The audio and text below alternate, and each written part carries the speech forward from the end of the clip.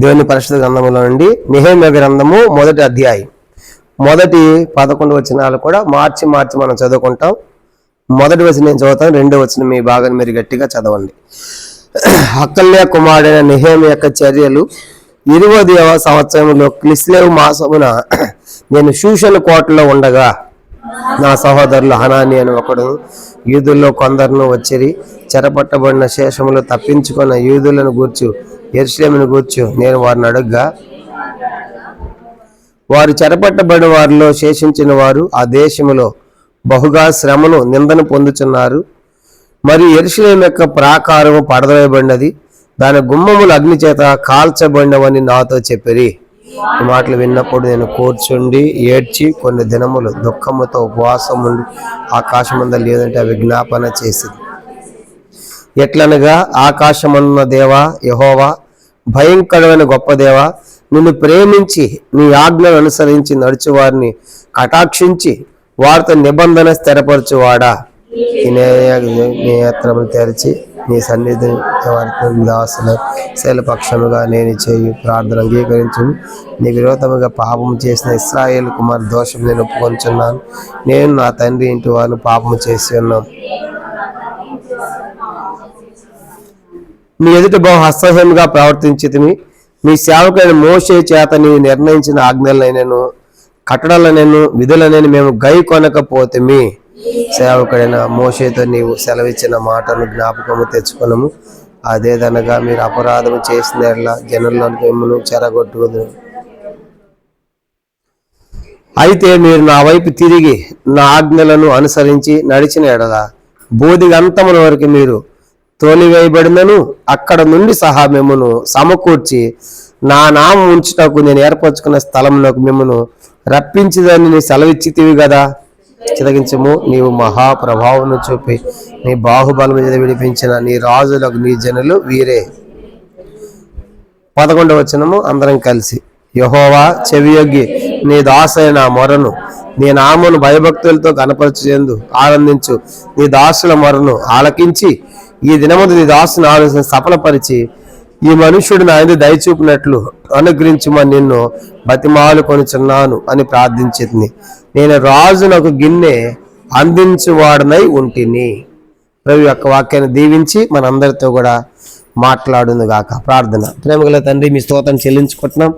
ఈ వాక్యాన్ని దీవించని ప్రభా, మరి ఈ వాక్యం నుంచి ఒప్పుకోలేక వర్తమానం మీరు మాకు దయచేయండి. ఏమి మీ సందర్భం మేము ఒప్పుకోవాలో, సరి చేసుకోవాలో, విడిచిపెట్టాలో మాకు బయలుపరచండి, సహాయపడమని. మా తండ్రి వచ్చిన నాతో మాతో అందరితో మాట్లాడి మహిమ పొందమని యేసు ప్రభు నామమున ప్రార్థించి వేడుచున్నాము తండ్రి, ఆమేన్. ఇలా మన సందర్భం మనం చూసినప్పుడు దేవుని యొక్క వాక్యంలో నెహెమ్యా కూడా చెరలోకి వెళ్ళాడు. దానియేలు, నెహెమ్యా కూడా మనం చూసాం కదా. యోధా రాజులు, యెరూషలేము రాజుల చరిత్రలు మనం చూసాము. ఆ యోధా రాజుల చరిత్రలు చూసినప్పుడు యోధా దేశం మీదకి బబులోన్ రాజు వచ్చి దండయాత్ర చేసి వాళ్ళందరినీ కూడా యోధా వారిని బబులోన్ దేశం తీసుకుని పోయాడు. అలా వెళ్ళినప్పుడు దాంట్లో ఆ చెరలో వారితో పాటు నెహెమ్యా పోయాడు, దానియేలు పోయాడు, యెహెజ్కేలు పోయాడు. కనుక వీళ్ళే తప్పు, ఏ పాపము చేయలేదు. అయినప్పటికీ దేవుని సంకల్పం అలా ఉంది కనుక వాళ్ళు ప్రవక్తలు కాబట్టి ఆ ప్రజలతో ఉండటానికి దేవుడు తీసుకెళ్ళాడు.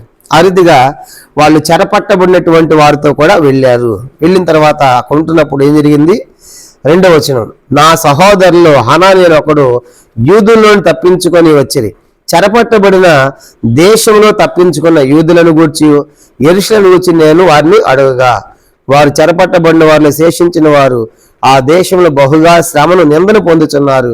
మరి యెరూషలేము యొక్క ప్రాకారం పడద్రోయబడినది, దాని గుమ్మములు అగ్ని చేత కాల్చబడినవని నాతో చెప్పిరి. కాబట్టి ఇప్పుడు చెరపట్టబడినటువంటి ఆ దేశం గురించి అడుగుతున్నాడు.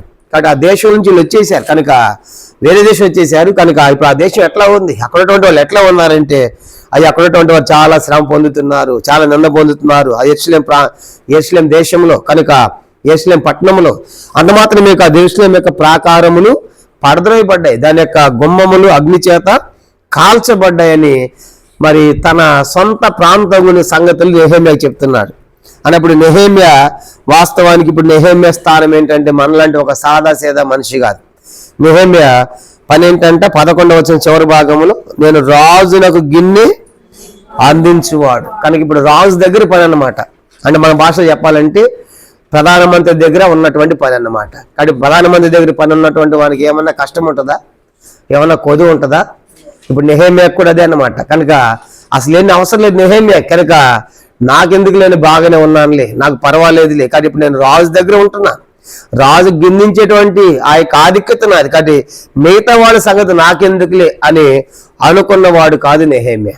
అంత గొప్ప స్థానంలో ఉన్నప్పటికి కూడా ఆయన ప్రేమ ఏంటంటే దేవుని మీద ఉన్నటువంటి ప్రేమ, దేవుని ప్రజల మీద ఉన్న ప్రేమ నెహెమ్యాలో మనము చూస్తాం. కాబట్టి నేను ఆ దేవుని ప్రేమించేవాడిని, కాబట్టి దేవుని ప్రజలు ప్రేమించేవాడిని, కాబట్టి ఆ ప్రజలు ఎట్లా ఉన్నారు అని చెప్పేసి వాళ్ళ గురించి అడుగుతున్నారు. అప్పుడు వాళ్ళు చెప్పారు అవన్నీ కాల్చబడ్డాయి అన్నప్పుడు 4వ వచనం చూడండి.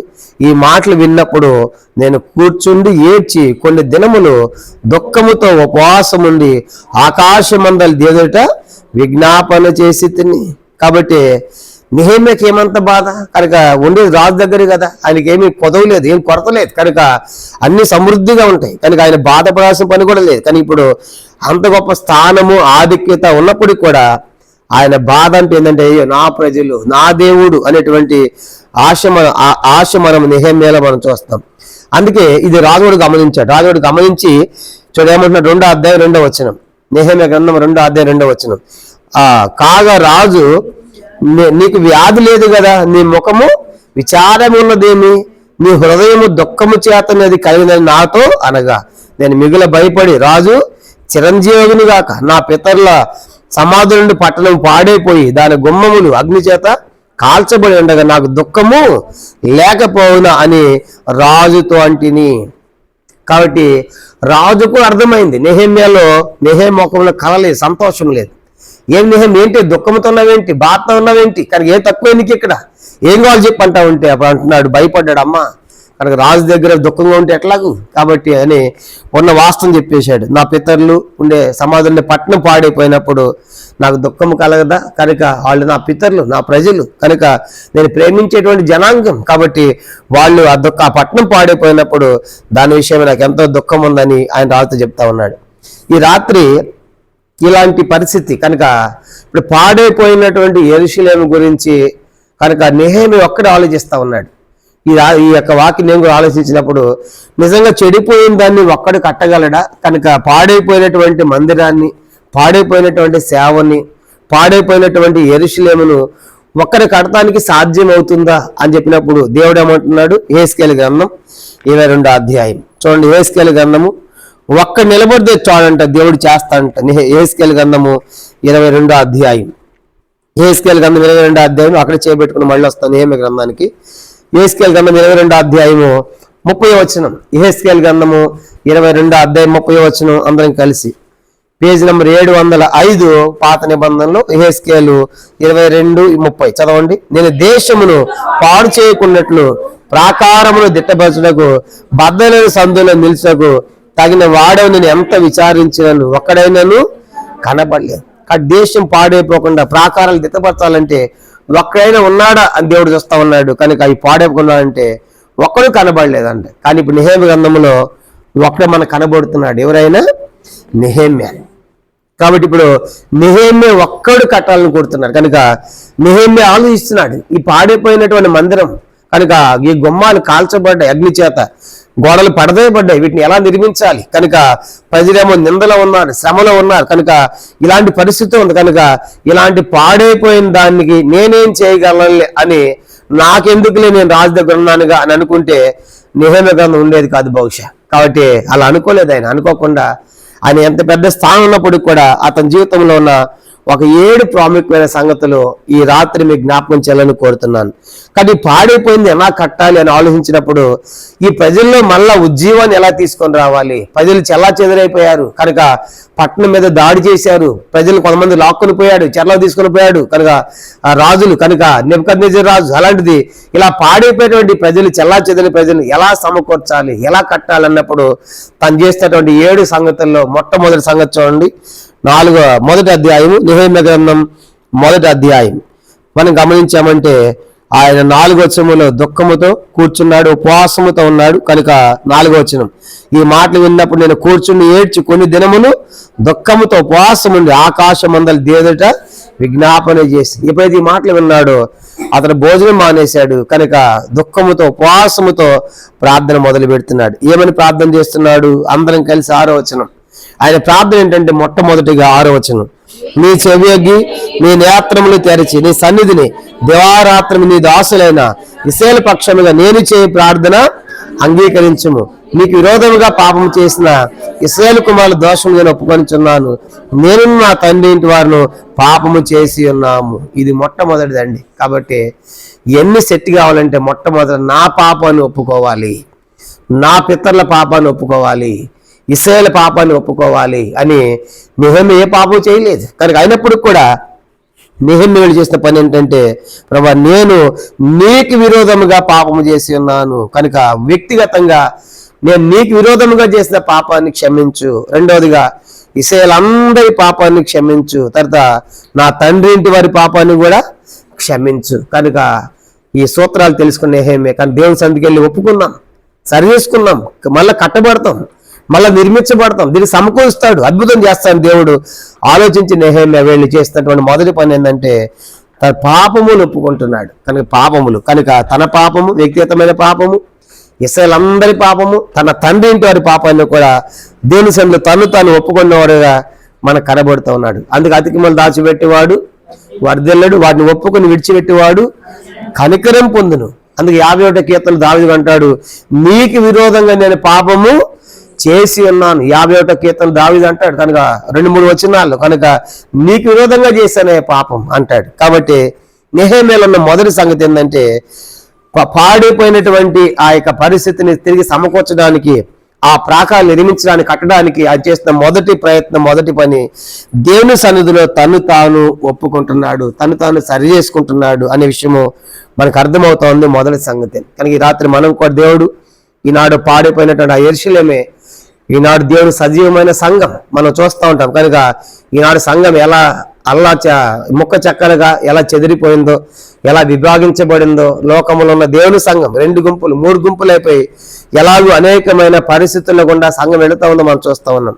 వీటన్నిటిలో మనం చేయవలసిన మొట్టమొదటి పని, ప్రభువా నా పాపమును క్షమించు, నా పితరుల పాపమును క్షమించు, కనుక నీ ప్రజల పాపాన్ని క్షమించని మనం దేవుని సన్నిధిలో అడ్డుపడేవాడు, గోజాడేవాడు ఉండాలని ప్రభు కోరుతున్నాడు. ఇది మొదటి ప్రాముఖ్యమైన సంగతి.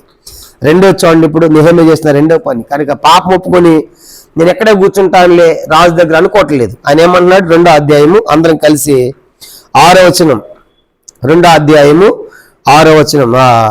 మనము 4, 5, 6 వచనాలు చదువుకుంటే బాగుంటది. 4 నుంచి 6 దాకా 2వ అధ్యాయము 4 నుంచి చదవండి. అప్పుడు రాజు ఏమి కావలసింది మనవి చేయుచున్నావని నన్ను అడుగుగా, నేను ఆకాశమందల దేవునికి ప్రార్థన చేసి రాజుతో నీ సముఖమందు నేను దయ పొందిన నా పితరుల సమాధాన పట్టణమును తిరిగి కట్టినట్లుగా నన్ను యోధా దేశమునకు పంపుడని వేడుకొనిచున్నానని నేను మనవి చేసి తిని. అందుకు రాజు రాణి తన యొద్ద కూర్చుని ఉండగా, నీ ప్రయాణము ఎన్ని దినములు పట్టును, నీవు ఎప్పుడు తిరిగి వచ్చేదవని అడిగాను. నేను ఎంతకాలమని చెప్పినప్పుడు రాజు నన్ను పంపుటకు చిత్తము గలవాడాయన. కాబట్టి ఇప్పుడు దేవుని సన్నిధిలో తన పాపం, తన ప్రజల ఒప్పుకున్నాడు.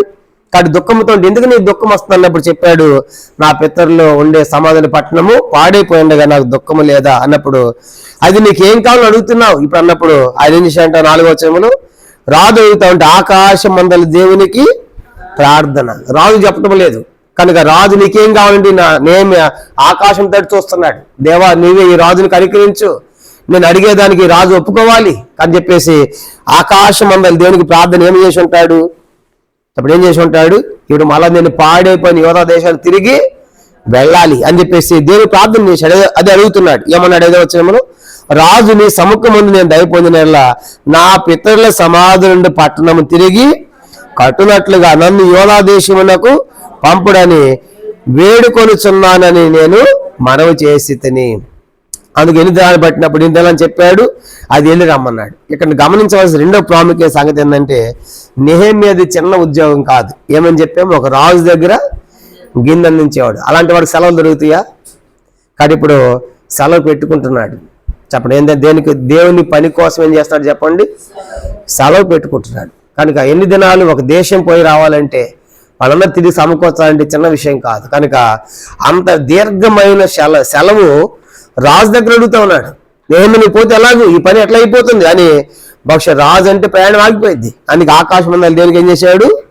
ప్రభా, నేను ఎట్టి పరిస్థితుల్లో పాడైపోయిన నా దేశానికి నేను వెళ్ళాలి, ఆ ప్రజలు తిరిగి సమకూర్చాలి, కట్టాలి దాన్ని కానీ అని చెప్పేసి. రెండవదిగా ఆయన దేవుని కోసము అంత గొప్ప ఉద్యోగములో ఉండి ఏం పెట్టాడు చెప్పండి?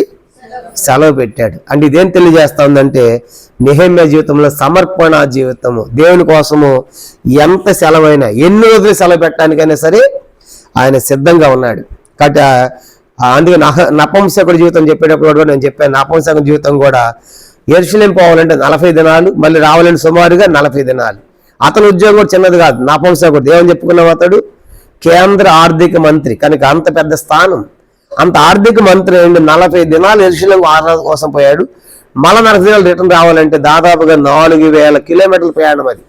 అలాంటిది సెలవు పెట్టుకున్నారంటే దేవుని మందిరం కోసం. ఆలోచించండి, ఈనాడు సంఘాల్లో ఉద్యమం ఎందుకు లేదంటే, సంఘాల్లో తిరిగి ఆ ఉద్యమం ఎందుకు రావడం లేదంటే అలాంటి సమర్పణ లేదు.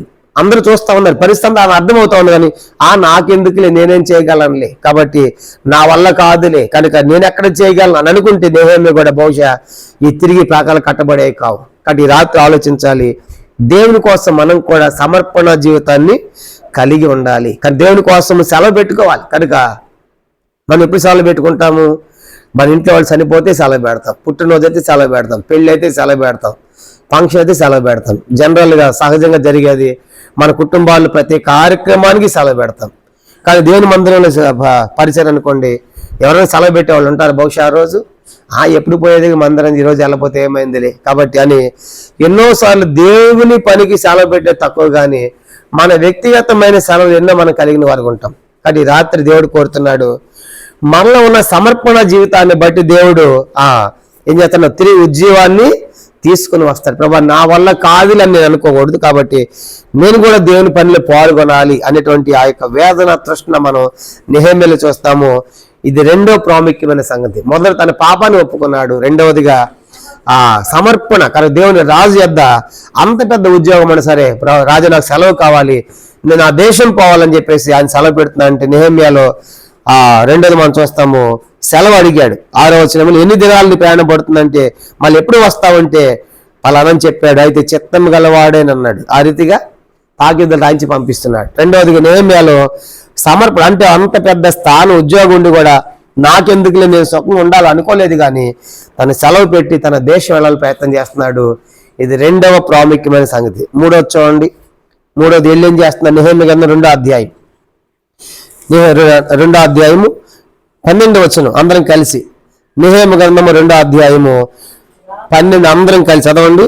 రాత్రి యందు నేను నాతో కొందరు లేచితిమి, యెరూషలేమును గూర్చి దేవుడు నా హృదయమందు పుట్టించిన ఆలోచనను నేను ఎవరితోనైనాను చెప్పలేదు, మరియు నేను ఎక్కి ఉన్న పశువు తప్ప మరి ఏ పశువును నా యొద్ద ఉండలేదు. కనుక బయలుదేరాడు. రాత్రిపూట ఆ పశువు ఎక్కాడంటే, ఒక పశువు ఎక్కి ఎక్కడెక్కడ పాడైపోయింది, ఏమైపోయిందని మొత్తం కూడా రాత్రిపూట సెర్చ్ చేస్తాను, వెతుకుతా ఉన్నాడు ఏది పాడైపోయిందని. అలా వెతికిన తర్వాత ఎక్కడ కాలిపోయిందో, ఎక్కడ కూలిపోయిందో అన్ని నెహెమ్యా కనపడ్డాయి. అప్పుడు ఏం చేస్తున్నాడు ఆయన? 17-18 వచనాలు అందరం కలిసి.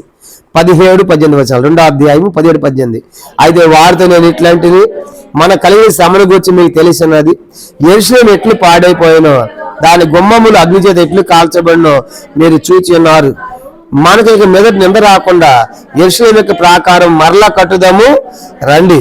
ఇదిగాక నాకు సహాయము చేయి దేవుని కరుణాహస్తమును గూర్చి రాజు నాకు సెలవిచ్చిన మాటలన్నీ నేను వారితో చెప్పి తిని, అందుకు వారు మనము కట్టకు పూనుకొందాము రండి అని చెప్పి ఈ మంచి కార్యము చేయటగా బలము తెచ్చుకుంది. కాబట్టి ఆ రాత్రిపూట అంతా కూడా సెర్చ్ చేసి అవి ఎలా పాడైపోయిందని చెప్పేసి మరుసటి దినం ప్రజలను సమకూర్చి వారికి ఏం చేస్తాను? 17వ వచనంలో ఇది ఎట్లా కాలిపోయిందో, ఎట్లా కూలిపోయిందో మనకు తెలుసు కదా, కాబట్టి మన మీద నిన్ను తొలగించుకుంటాం, మళ్ళీ తిరిగి మందిని కడదాం రండి అని చెప్పేసి, యెరూషలేము పాకాలు కడవ రండి అని చెప్పేసి వారితో మాట్లాడినప్పుడు వాళ్ళందరూ ఏమన్నారంటే మనం కట్టకు పూనుకొందాం రండి అని చెప్పినప్పుడు ఈ మంచి కార్యము చేయటకై బలము తెచ్చుకొనిరి అనే మాట చూస్తాం. అంటే మూడవదిగా నెహెమ్యా దేవుని పని కోసం ఇతరులు ఏం చేస్తున్నాడు? ప్రోత్సహిస్తున్నాడు. పోతాం పదండి, కనుక మన మీద నింద ఉంది, పాడైపోయింది, కాబట్టి మనమే కడదాం అని చెప్పేసి తను ఇతరులను ప్రోత్సహించేవాడిగా మనం చూస్తూ ఉన్నాం. కాబట్టి చాలాసార్లు మనల్ని ఎవరైనా ప్రోత్సహించాలనుకుంటా ఉంటాం. కనుక నేను ఇతరులు ప్రోత్సహించాలి ఎప్పుడైనా అనుకున్నాం మనం, నాకు జ్వరం వస్తే నా కోసం ప్రార్థన చేయడానికి రాలేదు, లేకుంటే నా మీద తల మీద చేపెట్టి ప్రార్థన చేయలేదు అని ఎన్నోసార్లు నిరాశపడతా ఉంటాం. కానీ ఇక ఆలోచించాలి, నేనే ప్రోత్సహించేవాడు ఉండాలి. చెప్పండి, ఎట్లాగ మనము నేనే ప్రోత్సహించేదానిగా ప్రోత్సహించేవాడు. పదం దేవుని యొక్క మందిర పని అని చెప్పేసి మనం ప్రోత్సాహం ఇచ్చేవాడు ఉండాలి, కానీ నన్నేరు ప్రోత్సహిస్తానని అనుకోకూడదు. కాబట్టి అందుకే ఈ మంచి కార్యం చేయటికి వాళ్ళు ఏం తెచ్చుకున్నారంట? బలము తెచ్చుకున్నారు. కాబట్టి ప్రభు నువ్వే, అందుకే 6 అధ్యాయాలు అంటాడు. 6 అధ్యాయం 9వ వచనంలో చూడండి, 6:9 చివరి భాగం, 6:9 చివరి వచనంలో, ఇప్పుడు దేవా ఇప్పుడు నా చేతులను బలపరుచుము. కాబట్టి బలం తెచ్చుకుంటున్నారు. కాబట్టి మూడో సంగతి ఈ రాత్రి మనం జ్ఞాపకం చేసుకుంటాం, ప్రభా నేను ఇతరులను దేవుని పని కొరకే ప్రోత్సహించేవాడుగా లేదు. ఎందుకంటే నువ్వు వస్తే కదా మొట్టమొదటి ఇతరులు ప్రోత్సహిస్తానికి. కాబట్టి మొట్టమొదటి పాపం ఒప్పుకోవాలి, రెండో దేవుని కోసము సెలవు తీసుకోవడం, అంటే దేవుని కోసం సమర్పణ కలిగి ఉండాలి. సమర్పణ కలిగి ఉంటే సరిపోదు, కనుక అక్కడింటికి సరిపోదు, కానీ ఇతరులు ఏం చేశాడంట? ప్రోత్సహించాడు. ఇతరులు ఎంతగా ప్రోత్సహించాడంటే వాళ్ళందరూ కడతం ప్రారంభించారు. 3వ అధ్యాయం నెహెమ్యా 3వ అధ్యాయము చూడండి. ఈ కట్టడానికి పూర్వ మొదటి 2 వచనాలు, ప్రధాన యాజకుడైన ఎల్యాషీబును అతని సహోదర యాజకును లేచి గొర్రెల గుమ్మమును కట్టిరి, ప్రతిష్ఠించి తలుపులు నిలిపిరి. హమయ గోపురమునకును హనన్యేలు గోపురమునకును ప్రాకారమును కట్టి ప్రతిష్ఠించిరి. మొట్టమొదటి కట్టింది ఎవరంట?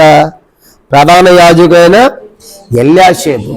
కాబట్టి ప్రజలు కట్టాలనుకోవట్లా, ఇక్కడ ప్రధాన యాజకుడు మొట్టమొదటి ఆయన లేచాడు.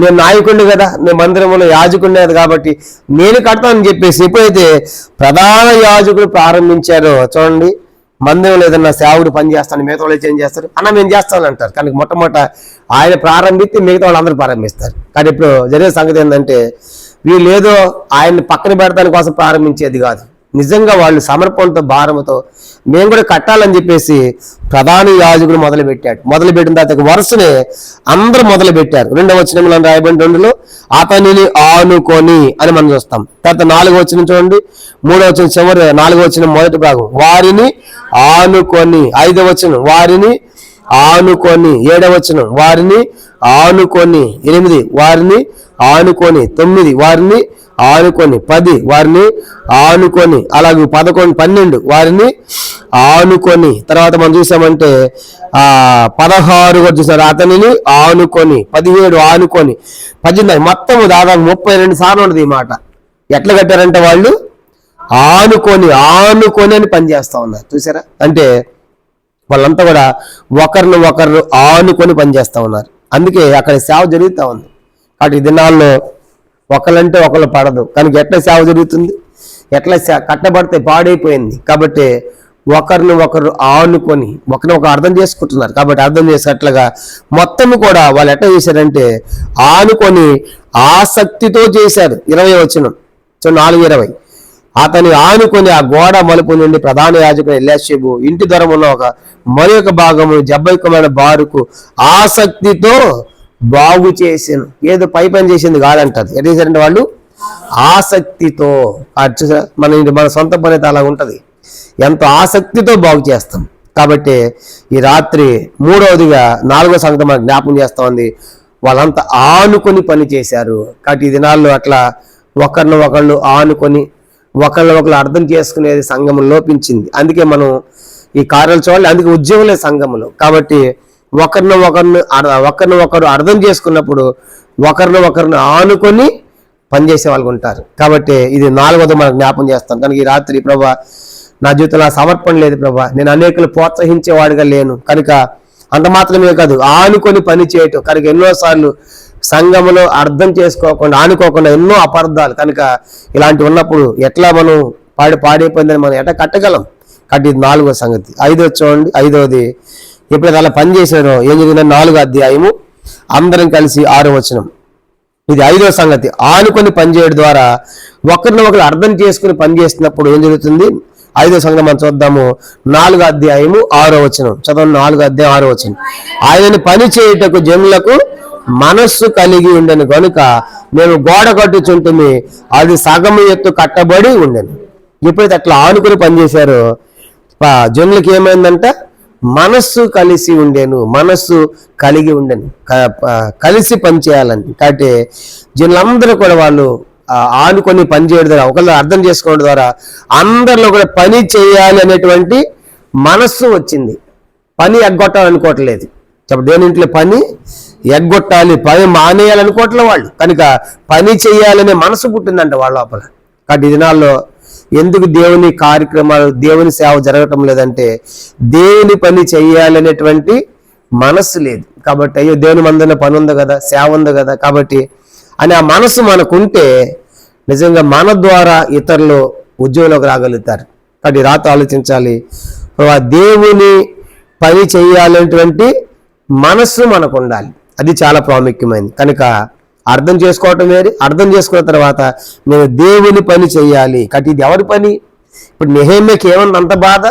అసలు ఆయన స్థానం ఏంటి? రాజు దగ్గర గిన్నె నుంచి వాడు కాదు, కనుక ఒక పెద్ద హై పోస్ట్ కాదు. అలాంటిది ఆ పని వదిలిపెట్టి కనుక సమర్పణ సెలవు తీసుకుని ఇతరులను సమకూర్చి మనకు అర్థం పదాన్ని ప్రోత్సహించి ఒకరిని ఆనుకునేట్టుగా చేసి, అంత మాత్రమే కాదు ఒకరినొకరు ఆనుకుని అర్థం చేసి ఎంత దాకా వెళ్ళిపోయిందంటే అందరికి ఏం పుట్టిందంటే మనసులో మనం పని చెయ్యాలి, పని చేయాలి. చూసారా, ఈ దినాల్లో దేవుని పని చేసేవాళ్ళు లేరు. కనుక దేవుని మందిరంలో ఎక్కడ సేవ అక్కడ ఆగిపోతుంది, ఎక్కడ పనులు అక్కడ ఆగిపోతున్నాయి. కారణం ఏంటంటే ఆ పని చేయాలనేటువంటి మనసు వారి లోపల లేదు. కనుక ఏదైనా వాళ్ళు ఆనుకోలేదు, ఎందుకంటే వాళ్ళకి సమర్పణ లేదు. కనుక సమర్పణ లేనప్పుడు మనం దేవుని పని చేయలేము. కాబట్టి మనం చూస్తాం 5వదిగా వాళ్ళు ఒకరిని ఒకరు ఎట్లా ఆనుకుని పనిచేయటమే కాకుండా 5వదిగా పని చేయాలనేటువంటి మనస్సు కలిగిన వారికి మనం చూస్తాం.